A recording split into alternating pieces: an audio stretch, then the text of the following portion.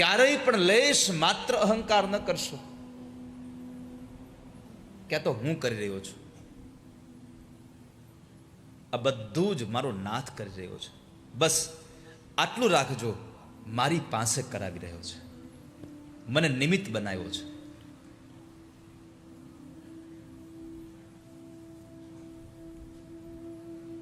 તો એ 5 વર્ષનો ધ્રુવ ભગવાનની સ્તુતિ કરે. અને આમ પણ ભગવાનની ભક્તિ કરવાનો સાચો ઉંમર બાળપણથી જ છે. જેઠ મહિનામાં કે અષાઢ મહિનામાં આકાશમાંથી વરસાદ વરસે, મુશળધાર વરસાદ વરસે, અને એ વરસાદ વરસી ગયા પછી પણ આપણે ખેતરમાં દાણા વાવવા ન જઈએ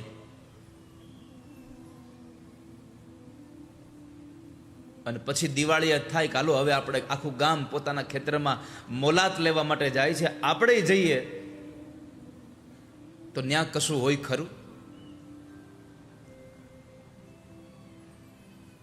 એવી જ રીતે વાલા ભક્તજનો, જો બાલ્ય અવસ્થામાં વાવણી નહીં કરો ને તો વૃદ્ધા અવસ્થામાં ઠાકોરજીની યાદ તમને અંત સમય બહુ ઓછી આવશે.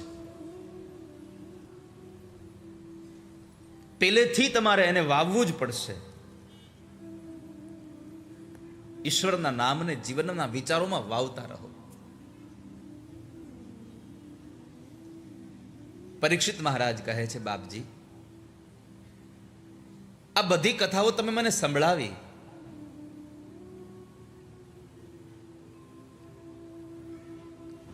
તમે કહેતા હતા કે મનુ મહારાજને 2 દીકરા છે, ઉત્તાનપાદ અને પ્રિયવ્રત. એમાં તમે મને ઉત્તાનપાદની કથા બતાવી.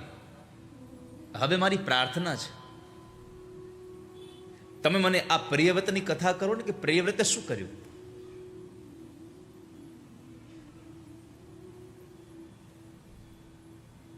મેં સાંભળ્યું છે કે પ્રિયવ્રત બહુ મોટા ભાગવત હતા. ભાગવતનો અર્થ છે ભગવાનના, ભાગવતનો એક અર્થ છે ભગવાનનો ભક્ત.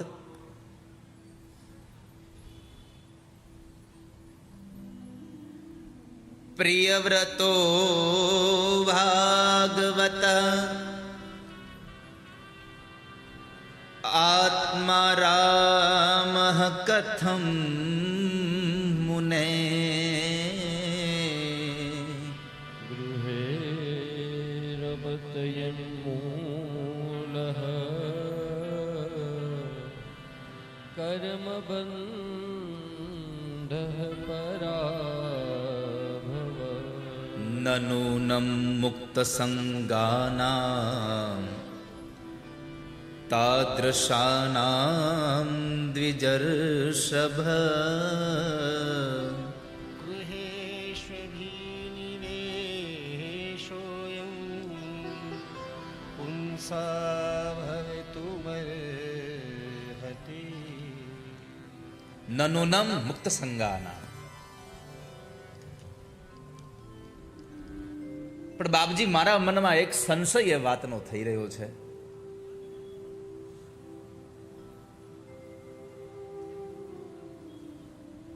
કે આટલા મોટા ભાગવત પુરુષ થઈને એણે ગ્રહસ્થાશ્રમ સ્વીકાર્યો,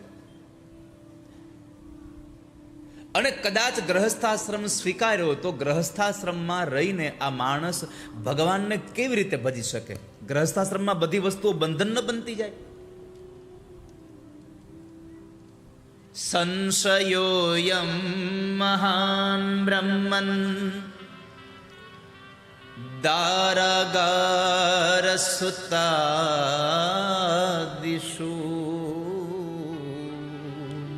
સત્તસ્ય યત સિદ્ધિરભૂ કૃષ્ણે ચ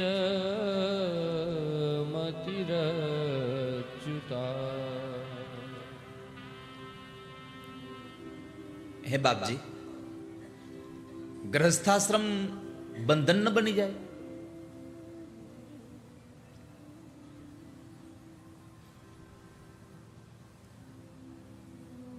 સંસારમાં રહે તો પત્ની, બાળકો, પરિવારના લોકો, આ બધી જ વસ્તુઓ ભગવાનના ભજનમાં બાધક ન બને?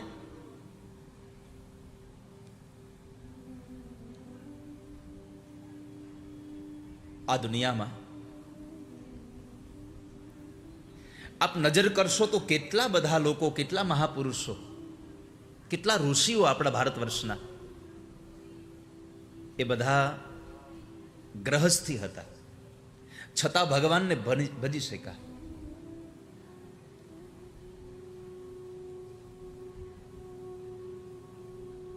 આ ઉષામાં છે 2 દીકરા છે, તોય ભગવાનને ભજાય છે ને? કાંઈ વાંધો આવે છે? 2 દીકરાની પત્નીઓ છે, 2 દીકરાના દીકરા દીકરીઓ છે, આ બધો પરિવાર છે. પણ આનંદ એટલા માટે થાય છે કે આ પરિવાર બધો જ એને અનુકૂળ થઈને રહે છે, એટલે ઘરમાં રહીને પણ ભગવાન ભજી શકાય છે. પરમાત્માને ભજવા માટે ઘર છોડીને જંગલમાં જવા કરતા ઘરમાં રહીને પણ જો ઘર છૂટી જાય તો તમે પ્રભુને ભજી શકો. નહીં તો ઘણા લોકો ઘણી વખત ઘર મૂકીને જંગલમાં વયા જાય ભગવાનને ભજવા, પણ ત્યાં જઈને ઘર ન ભૂલે. આ સંસારમાં પરમાત્માને ભજવા હોય તો ત્યાગની ભાવના રાખવી, બધું જતું કરવું. પણ આપણે દુનિયામાં જોઈએ છે ભગવાનને ભજવા હાટું ઘર મૂકે, પછી સંપત્તિ હતું બાયધા કરે, એટલો ઝઘડો કરે, એટલી સંપત્તિ ભેગી કરે. આના કરતા તો ગ્રહસ્થાશ્રમમાં રહીને સંપત્તિ ભેગી કરી હોત તો કોઈને વાંધો ન આવે. તારે આટલી સંપત્તિ ભેગી કરીને જવું છે ક્યાં? તારો નિર્વાહ થાય અને તારા દ્વારા કોઈ કદાચ અભ્યાગત જીવોનો કદાચ નિર્વાહ થાય, એટલી સંપત્તિ તને મળે તો બહુ થયું.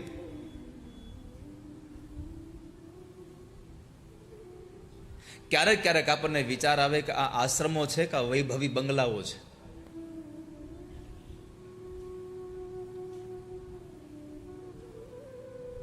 જેને ભગવાનને જ ભજવા છે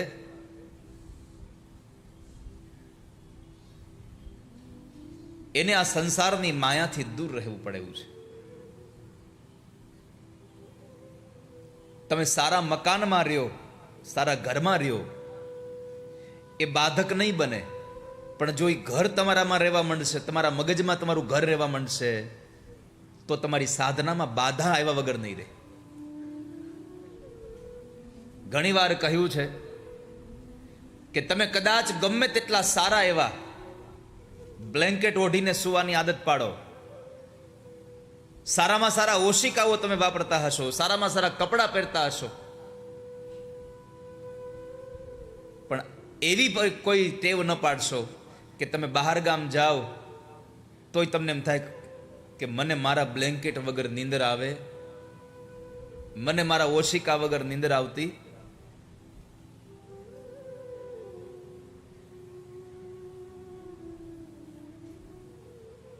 તમે ઘરમાં રહો એ બંધન નથી, પણ ઘર તમારામાં રહેવા લાગે બંધન છે. માટે સંસારમાં રહીને પણ પ્રભુ ભજી શકાય. કબીરજી મહારાજ પણ ગ્રહસ્થી હતા. ગઈકાલે આપણે કથા સાંભળી, દેવહૂતિ ને કરદમ પણ ગ્રહસ્થી હતા. એના ઘરે ભગવાન જેવા ભગવાનનું પ્રાગટ્ય થયું.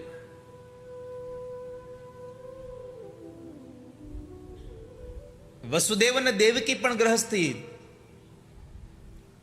દશરથ અને કૌશલ્યા પણ ગ્રહસ્થી, છતાં એના ઘરે પણ ભગવાન જેવા ભગવાન પ્રગટ થયા. કેમ? ઘરમાં રહેવું એ બહુ બાધક નથી, ઘર આપણામાં ન રહે એની કાળજી રાખવા જેવી છે. ઘણા બારગામ જાય, એક રાત્રિ રોકાય, સવારે ઉઠે, આંખો જરાક આમ ભારે હોય એટલે આપણે પૂછીએ કે કેમ તમે આજે સૂતા નથી? તો કે ના, મને પથારી ફરે પછી ઊંઘ નથી આવતી. પણ એને કોણ સમજાવે પથારી ફરે પછી કોઈને ઊંઘ ન આવે?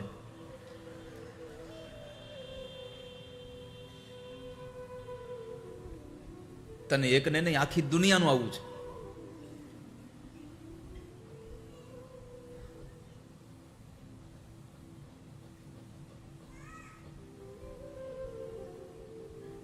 બાબજી મારા મનમાંથી આ સંશયને હટાવી દો ને, કે પ્રિયવ્રત મહારાજ ભગવાનના ભક્ત હતા છતાં એને ગ્રહસ્થી બન્યા અને એને ભગવાનને ભજ્યા. હા, ઘર છોડવાથી કઈ નહીં વળે, મનમાંથી ઘર છોડી દો બધું. ક્યારેક ક્યારેક અમુક વસ્તુ આપણામાં એવી પકડાઈ જાય ને, હેરાન કરી જાય આપણને. રાજા ભર્તૃહરિ અને રાજા ગોપીચંદ આ બંનેએ વૈરાગ્ય લઈ લીધો. કદાચ તમે નામ સાંભળ્યા હશે. બંનેએ વૈરાગ્ય લઈ લીધો, ભગવાનને ભજવા માટે થઈ નીકળી પડ્યા જોડી લઈને. એમાં બંને જણા એક વખત એક જ ગામમાં રામજી મંદિરે બે ભેગા થઈ ગયા. અને એ રામજી મંદિરે ભેગા થયા એમાં બરાબર રામજી મંદિરની દિવાલમાં એક ખીલી હતી.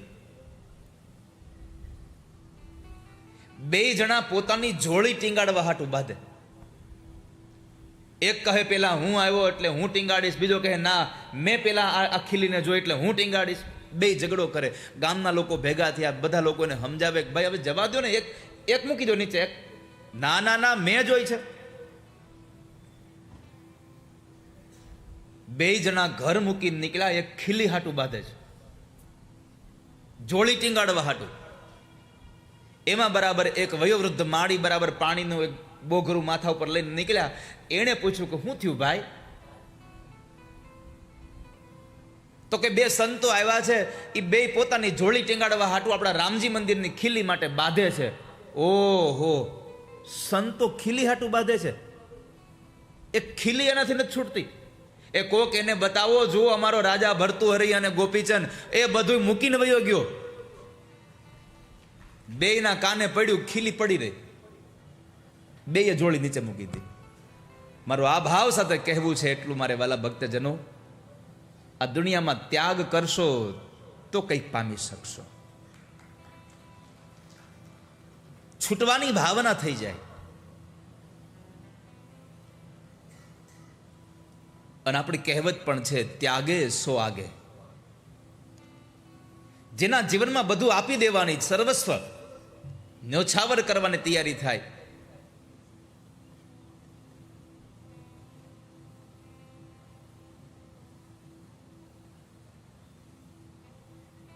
તમે જેમ આમ દૂર કરવા કરશો ને અમુક વસ્તુને, એમ બધી વસ્તુ ઘણી વસ્તુ તમારી પાસે નજીક આવવા કરશે. તમે જ્યાં પણ બેઠા હશો ત્યાં બરાબર મકોડો આવે, તમે જોજો આમ જરાક આમ મારશો ને, આગું કરશો ને, પાછું એ તમારી પાસે જ આવશે.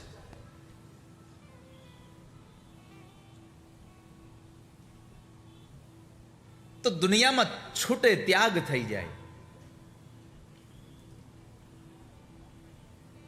તો તમે આનંદિત બની શકો. ત્યાગ વગર કશું પ્રાપ્ત ન થાય. રાજા પ્રિયવ્રત મહારાજને બ્રહ્માજીએ આદેશ કર્યો કે તમે લગ્ન કરી લો. પ્રિયવ્રત કહે છે, ના બાપજી, મારે લગ્ન નથી કરવા. દેવર્ષિ નારદ દ્વારા એને સમજાવવામાં આવ્યું કે તમે લગ્ન કરો. નારદજી સમજાવે છે એમને કે ગ્રહસ્થાશ્રમ બંધન નથી. ઘરના વ્યક્તિઓ જો અનુકૂળ થઈને રહે તો ગ્રહસ્થાશ્રમ પણ તમારા માટે મુક્તિનું સાધન બની જાય. કબીરજી મહારાજ એની વાત ચારે તરફ ફેલાઈ ગઈ કે કબીરને ભગવાન મળ્યા, કબીરને ભગવાન મળ્યા, ભગવાન મળ્યા. આ દુનિયામાં ઘણા બધા હોય ને ભણેલા, અને ભણેલા હોય એ જ પાછા અભણ જેવું કામ કરે.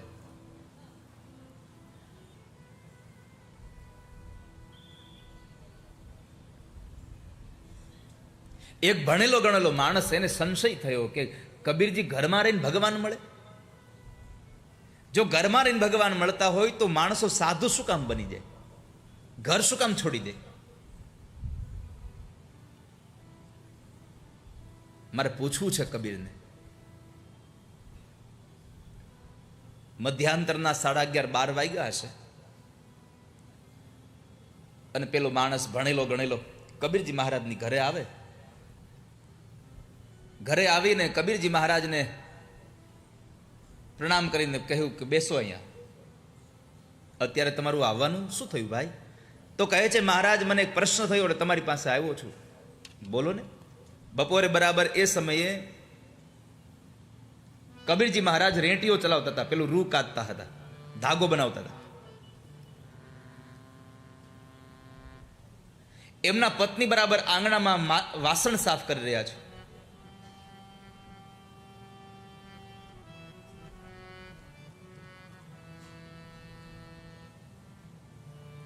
મેં સાંભળ્યું છે કે તમે ઘરમાં રહીને ભગવાન ભજી શકો છો. કબીરજી કહ્યું હા, એમાં શું ખોટું છે? અરે પણ તમારા પત્ની, તમારા બાળકો આ તમને કોઈ બાધક નથી બનતા? આ વાતમાં મને જરા શંકા જાય છે કે ઘરમાં રહીને માણસ ભગવાનને કેવી રીતે ભજી શકે?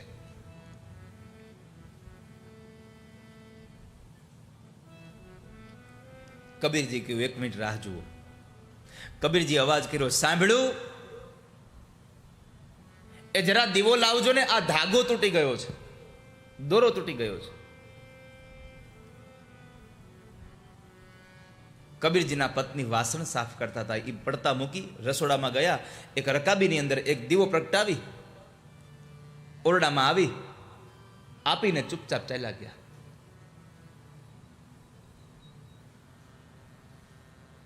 કબીરજી કહ્યું, જોયું ભાઈ, હું એટલે ભગવાન ભજી શકું છું.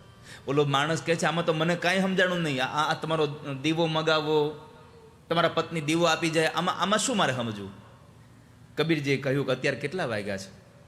12. અંધારું છે કે અંજવાળું છે? અંજવાળું છે. અહીં દોરો તૂટ્યો છે? ના. તોય મેં મારા પત્નીને કહ્યું કે દોરો તૂટી ગયો છે, જરા દીવો આપજો ને. એ કાંઈ બોલ્યા વગર દીવો આપી ગયા. આ મારા પરિવારના લોકો મને અનુકૂળ થઈને રહે છે ને, એટલે હું ભગવાનને ઘરમાં રહીને ભજી શકું છું. નહીં તો આ જગ્યાએ બીજી કરકશા નારી હોત તો બોલી હોત કે મારા બાપ માથા ઉપર આવ્યો, ભગવાને 2 આપી છે કપાળમાં, દેખાતું નથી. પણ મારા પત્ની, મારા બાળકો મને અનુરૂપ થઈને રહે છે, એટલા માટે હું પરિવારમાં રહીને પણ ભગવાનને ભજી શકું છું. એટલા માટે કહું છું કે ઘર છોડવાની જરૂર નથી, બસ તમારા મનમાંથી ઘર છૂટી જાય એની આવશ્યકતા છે આ સંસારમાં. એને પરમાત્મા ભજી શકાય. રાજા, તમે લગ્ન કરી લ્યો. ગૃહસ્થાશ્રમ એ તો ષડ રીપુઓને જીતવા માટેનો એક કિલ્લો છે. તમે ગ્રહસ્થી બની જાઓ. દેવર્ષિ નારદના સમજાવવાથી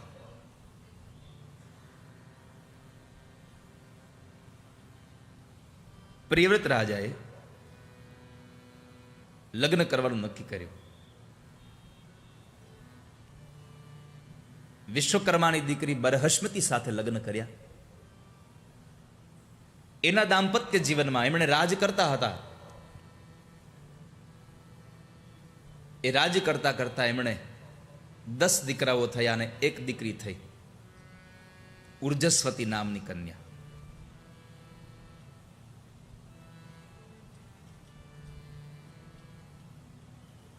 ત્રણ દીકરાઓ વિરક્ત બન્યા છે.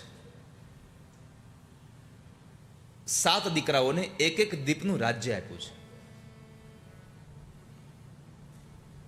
અને એમાં જંબુદ્વીપના જે રાજા આગ્નિદ્ર થયા, એમના પૂર્વચિતી નામની અપ્સરા સાથે લગ્ન, અને એના દાંપત્ય જીવનમાં નાભી નામનો દીકરો થયો. નાભી અને મેરુની દીકરી મેરુદેવી સાથે લગ્ન થયા. એ બંને જણાએ યજ્ઞ દ્વારા ભગવાનનું યજન કર્યું. અને એ યજન કરતા કરતા એમના ત્યાં સ્વયં ભગવાનના અંશાવતાર એવા ઋષભદેવજી મહારાજનું પ્રાગટ્ય થયું. અને ઋષભદેવજી મહારાજ એટલે જૈન સંપ્રદાયના જે 24 તીર્થંકરો છે એમાં સૌથી પહેલું તીર્થંકર એટલે ઋષભદેવજી મહારાજ.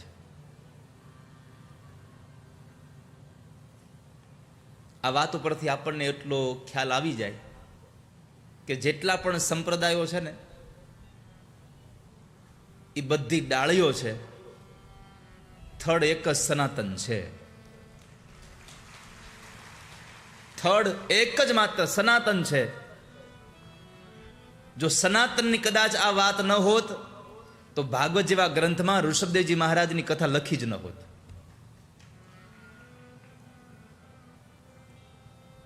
આ સંપ્રદાયો બધી જ ડાળીઓ છે. આપણો સનાતન ધર્મ એ મૂળ છે, એ થડ છે.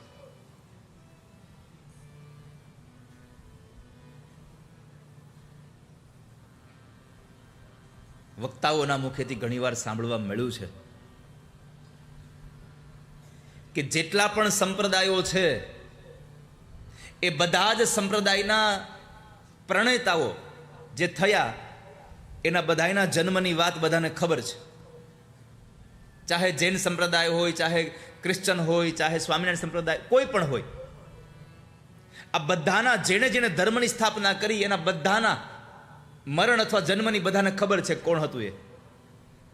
કોઈ એક માણસ બતાવી શકે કે સનાતન ધર્મની સ્થાપના કોણે કરી? કોઈ એક તો બતાવે. આપણો સનાતન આદિ અનાદિથી ચાલ્યો આવે છે. અને મારી તમને બધાને કરબદ્ધ પ્રાર્થના છે, ગર્વથી કહેજો અમે સનાતની છીએ, અમે હિન્દુ છીએ, અમે ભારતીય છીએ.